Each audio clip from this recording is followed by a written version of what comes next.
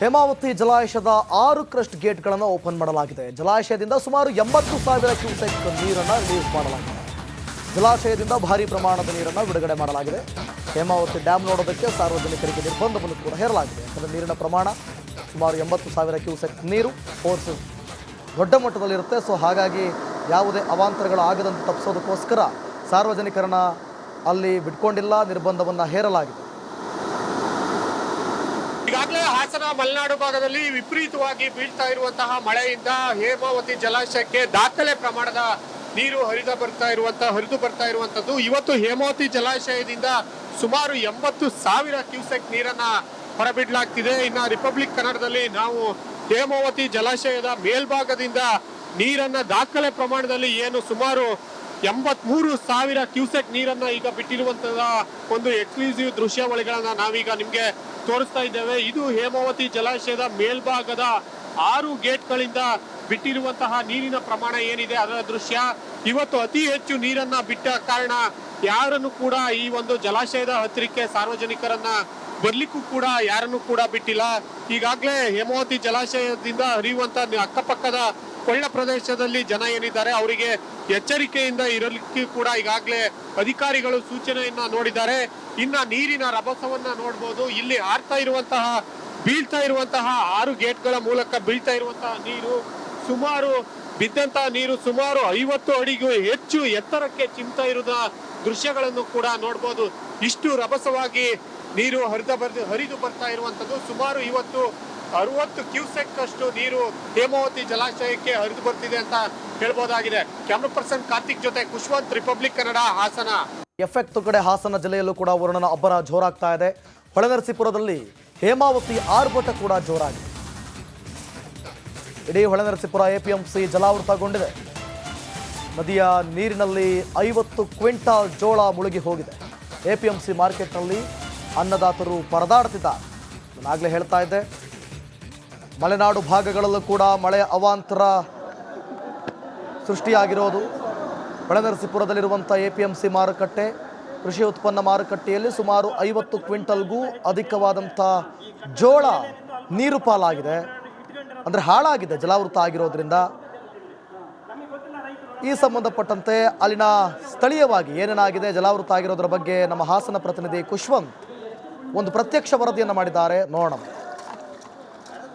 ಈಗಾಗಲೇ ಹಾಸನ ಮಲೆನಾಡು ಭಾಗದಲ್ಲಿ ಅತಿ ಮಳೆಯಿಂದಾಗಿ ಹೊಳೆನರಸೀಪುರದ ಹೇಮಾವತಿ ನದಿ ಹೊಳೆನರಸೀಪುರ ಬಳಿ ಉಕ್ಕಿ ಹರಿತಾ ಇದೆ. ನೋಡ್ಬೋದು, ನಾನು ಹೊಳೆನರಸೀಪುರದ ಎಪಿಎಂಸಿ ಮಾರ್ಕೆಟ್ ಅಲ್ಲಿ ಇದ್ದೀನಿ. ಇಡೀ ಮಾರ್ಕೆಟ್ ಜಲಾವೃತ ಆಗಿದೆ. ನೋಡ್ಬೋದು ಎಷ್ಟರ ಮಟ್ಟಿಗೆ ನೀರಿದೆ.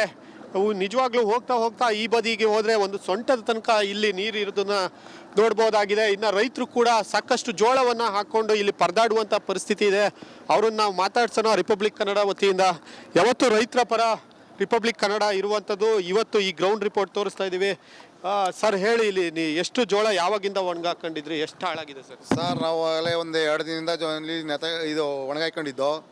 ಆಲ್ರೆಡಿ ಕೆಳಗಡೆ ಹಾಕಿರೋದೆಲ್ಲ ಪೂರ್ತಿ ಕೊಚ್ಕೊಂಡು ಹೋಗಿದೆ. ನೀರಿನ ಅವರದಿಂದ ಮೇಲ್ಗಡೆ ಹಾಕಿ ಅಲ್ಪ ಸ್ವಲ್ಪ ಹಾಕೊಂಡಿದ್ವೋ ಅದು ಮಾತ್ರ ಉಳಿದಿದೆ. ಕೆಳಗಡೆ ಏನು ಹಾಕಿದ್ವೋ ಅದೆಲ್ಲ ಪೂರ್ತಿ ಜಲಾವೃತ ಆಗಿ ಹೋಗ್ಬಿಟ್ಟಿದೆ. ಆಲ್ರೆಡಿ ಎಲ್ಲ ಕೊಚ್ಕೊಂಡು ಹೊಂಟೋಗಿದೆ. ಈಗ ನೋಡ್ಬೋದು ವೀಕ್ಷಕರೇ, ಎಷ್ಟರ ಮಟ್ಟಿಗೆ ಜಲಾವೃತ ಆಗಿರುವಂಥದ್ದು ಈ ಒಂದು ಮಾರ್ಕೆಟ್. ನಮ್ಮ ಕೈಲಾದಂಥ ರೈತರಿಗೆ ಏನು ಸಹಾಯ ಮಾಡೋಕ್ಕಾಗುತ್ತೆ ಅದು ರಿಪಬ್ಲಿಕ್ ಕನ್ನಡದ ಗುರಿ. ನೋಡೋಣ, ಇನ್ನೊಬ್ರು ಕೂಡ ರೈತರಿದೆ, ಪಾಪ ಅವರಿಗೆ ಕಾಲು ಕೂಡ ಏಟಾಗಿದೆ, ನೀರಿಗೆ ಇಳಿಯುವಂಥ ಪರಿಸ್ಥಿತಿ ಇಲ್ಲ. ಸರ್ ಹೇಳಿ, ನಿಮ್ಮ ಹೆಸರೇನು? ಸ್ವಾಮಿಗೌಡ ಅಂತ ಹೇಳಿ ಸರ್. ನಾವು 3 ದಿನದಿಂದ ಇಲ್ಲಿ ಜೋಳ ಒಣಗಿಸೋಕ್ಕೆ ಹಾಕ್ಕೊಂಡಿದ್ವಿ. ಏನು ಈ ಪ್ಯಾಸೇಜಲ್ಲಿ ಏನಿತ್ತು ಎಲ್ಲ ರಾತ್ರಿ ಈ ಪ್ರವಾಹದಿಂದ ಎಲ್ಲ ಕೊಚ್ಕೊಂಡು ಹೊರಟೋಗಿದೆ. ಮೇಲ್ಗಡೆ ಏನು ಈ ಕಟ್ಟಡದ ಮೇಲಿತ್ತು ಅಷ್ಟು ಮಾತ್ರ ಉಳ್ಕೊಂಡಿದೆ. ಅದಕ್ಕೆ ಇದನ್ನು ಸಾಗಿಸೋದು ಕೂಡ ನಮಗೆ ಯಾರು ಆಗ್ತಿಲ್ವಾ? ಏನು ಮಾಡಬೇಕು ಸರ್? ಜಲಾವೃತ ಆಗಿದೆ. ಈಗ ನಮಗೊಂದು ಯಾರಾದರೂ ಅಧಿಕಾರಿಗಳಾಗಲಿ ಯಾರಾದರೂ ಆಗಲಿ ನನಗೆ ತಟ್ಟಿದೆ. ಪ್ರಸಿದ್ಧ ನಿಮಿಷಾಂಬ ದೇಗುಲ ಸ್ನಾನಘಟ್ಟ ಮುಳುಗಡೆಯಾಗಿದೆ. ಶ್ರೀರಂಗಪಟ್ಟಣದ ಗಂಜಾಂನಲ್ಲಿರುವಂತಹ ದೇವಸ್ಥಾನ ಇದು. ಕಾವೇರಿ ನದಿ ಪ್ರವಾಹಕ್ಕೆ ಸ್ನಾನಘಟ್ಟ ಮುಳುಗಡೆಯಾಗಿದೆ. ಅಪಾಯದ ಮಟ್ಟವನ್ನು ಮೀರಿ ಹರಿತಾ ಇದೆ ಕಾವೇರಿ ನದಿ. ಕಾವೇರಿ ನದಿಯಲ್ಲಿ ಭಕ್ತರ ಸ್ನಾನಕ್ಕೆ ನಿರ್ಬಂಧವನ್ನು ಹೇರಲಾಗಿದೆ. ನಿಮಿಷಾಂಬ ದೇವಸ್ಥಾನ, ಸಾಕಷ್ಟು ಭಕ್ತಾದಿಗಳು ಬರ್ತಾರೆ ಅಲ್ಲಿ ಬಂದು ಅಲ್ಲಿರುವಂಥ ನದಿಯ ದಡದಲ್ಲಿರುವಂಥ ಮೆಟ್ಟಿಲುಗಳ ಮೇಲೆ ಕೂರ್ತಾರೆ, ಅಲ್ಲಿ ಸ್ನಾನ ಮಾಡ್ತಾರೆ. ಆದರೆ ಈಗ ಯಾವುದೇ ರೀತಿಯ ಭಕ್ತಾದಿಗಳಿಗಾಗಿರಲಿ ಪ್ರವಾಸಿಗರಿಗಾಗಿರಲಿ ಅಲ್ಲಿ ಅವಕಾಶ ಇಲ್ಲ. ಅಲ್ಲಿನ ಪರಿಸ್ಥಿತಿಯನ್ನು ಗಮನಿಸ್ತಾ ಇದ್ದೀವಿ.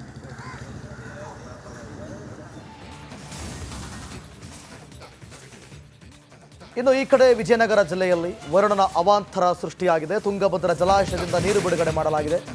ಐತಿಹಾಸಿಕ ಹಂಪಿಯ ಹಲವು ಸ್ಮಾರಕಗಳ ಮುಳುಗಡೆಯಾಗಿದೆ.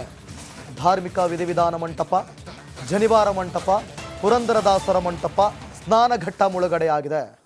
ನೋಡಿ, ಸುಮಾರು 105 TMC ಸಾಮರ್ಥ್ಯವನ್ನು ಹೊಂದಿರುವಂಥ ಜಲಾಶಯ ಇದೀಗ ತುಂಬಿ ತುಳುಕ್ತಾ ಇದೆ. ಸುಮಾರು 1 ಲಕ್ಷಕ್ಕೂ ಹೆಚ್ಚು ಕ್ಯೂಸೆಕ್ ಒಳಹರಿವಿದೆ. ಸೊ ಹಾಗಾಗಿ 1 ಲಕ್ಷ ಕ್ಯೂಸೆಕ್ ನೀರನ್ನು ಹೊರಗಡೆ ಬಿಡಲಾಗ್ತಾ ಇದೆ. ಎಷ್ಟು ಒಳಹರಿವಿದೆಯೋ ಅಷ್ಟು ನೀರನ್ನು ಹೊರಗಡೆ ಬಿಡಲಾಗ್ತಾ ಇದೆ. ಒಟ್ಟು 30 ಕ್ರಸ್ಟ್ ಗೇಟ್ಗಳ ಮೂಲಕ 2 ಅಡಿ ಎತ್ತರದಲ್ಲಿ ನದಿಗೆ ನೀರನ್ನು ಹರಿಸಲಾಗ್ತಾ ಇದೆ. ಸೊ ಹಾಗಾಗಿ ನದಿಗೆ ನೀರು ಹರಿಬಿಟ್ಟಂಥ ಪರಿಣಾಮ ಹಂಪಿಯಲ್ಲಿ ಪ್ರವಾಹದ ಪರಿಸ್ಥಿತಿ ಸೃಷ್ಟಿಯಾಗಿದೆ.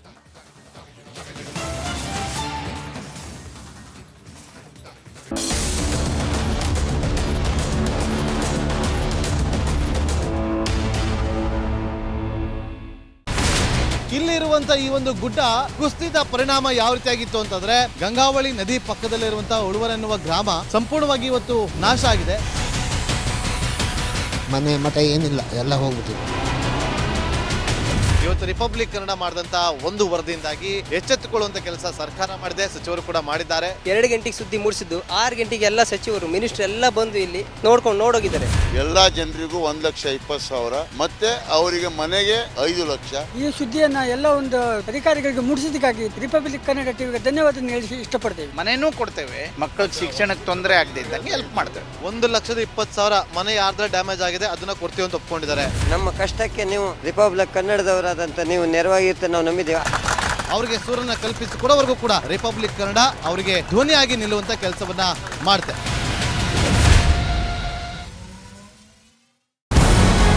ನಮಸ್ಕಾರ, ಕರ್ನಾಟಕ ಪ್ರೈಮ್ ಟೈಮ್ಗೆ ಸ್ವಾಗತ. ನಾನು ಜಯಪ್ರಕಾಶ್ ಶೆಟ್ಟಿ. ಇಡೀ ಕರ್ನಾಡು ಇವತ್ತು ರೆಬೆಲ್ ಆಗಿ ನಿಂತಿದೆ. ಈ ಹಗರಣಗಳನ್ನು ಸದನದಲ್ಲಿ ಪ್ರಸ್ತಾಪ ಮಾಡಲು ಕೂಡ ಕಾಂಗ್ರೆಸ್ ಹಿಂದೇಟು ಹಾಕಿದ್ದೇಕೆ? ನಿಮ್ಗೆ ಸಂಬಳ ಅದಕ್ಕೆ, ನಿಮಗೆ ವಾಹನ ಅದಕ್ಕೆ, ನಿಮಗೆ ವೆಪನ್ ಅದಕ್ಕೆ, ನೀವು ಅದನ್ನು ಸೆರೆ ಹಿಡಬೇಕಾಗಿತ್ತು. ನೀವು ವಿದ್ಯುತ್ ಬರ ಇದೆ ಅಂತ ಹೇಳ್ತಾ ಇದ್ದೀರಿ, ಎಲ್ಲಿ ಬರ ಇದೆ ನೀವು ಹೇಳಬೇಕು. ಪಾಕಿಸ್ತಾನ್ ಆಕ್ಯುಪೈಡ್ ಕಾಶ್ಮೀರ್ ಅದು ಎಂದೆಂದಿಗೂ ನಮ್ಮದು. 40 ಮೆಷಿನ್ಗಳು ತಂದಿತ್ತು ನೋಟ್ ಎಣಿಸುವುದಕ್ಕೆ, ಅದೇ ಹಾಳಾಯಿತು. ಮಥುರಾದ ಗಲಾಟೆ ಇದೆಯಲ್ಲ, ಅದು ಸ್ಥಳೀಯವಾಗಿ ಕೂತು ಪರಿಹರಿಸಬಹುದಾದಂಥ ಕಾನೂನಿದೆ. ಗ್ಯಾರಂಟಿ ಯೋಜನೆಯಿಂದ ನಷ್ಟ ಆಗಿದೆ, ಲಾಭ ಆಗಿದೆ, ದಯವಿಟ್ಟು ಹೇಳಿ. Dawood Ibrahim most wanted criminal ಯಾವಾಗಾದ ಅಂದರೆ ಇಲ್ಲಿ ತನಕ ಭಾರತ ದೇಶದಲ್ಲಿ ಓರ್ವ ದಲಿತ ಪ್ರಧಾನಿಯಾದಂಥ ಇತಿಹಾಸವೇ ಇಲ್ಲ.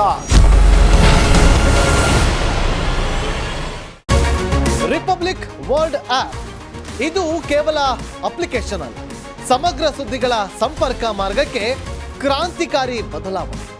ರಿಪಬ್ಲಿಕ್ ವರ್ಲ್ಡ್ ಆಪ್ ಕೇವಲ ಸುದ್ದಿ ಅಪ್ಲಿಕೇಶನ್ ಅನ್ನ ಪರಿಚಯ ಮಾಡ್ತಾ ಇಲ್ಲ, ಬದಲಾಗಿ ಡಿಜಿಟಲ್ ಸುದ್ದಿ ಬಳಕೆಯ ಹೊಸ ಯುಗಕ್ಕೆ ನಾಂದಿ ಹಾಡ್ತಾ ಇದೆ. ಇದೊಂದು ಬ್ರೇಕಿಂಗ್ ನ್ಯೂಸ್, ಪ್ರಭಾವಶಾಲಿ ಕಾರ್ಯಕ್ರಮಗಳಿಗೆ ಗಟ್ಟಿಯಾದ ವೇದಿಕೆ. ರಿಪಬ್ಲಿಕ್ ವರ್ಲ್ಡ್ ಅಪ್ಲಿಕೇಶನ್ ಈಗ ಲೈವ್ ಆಗಿದೆ.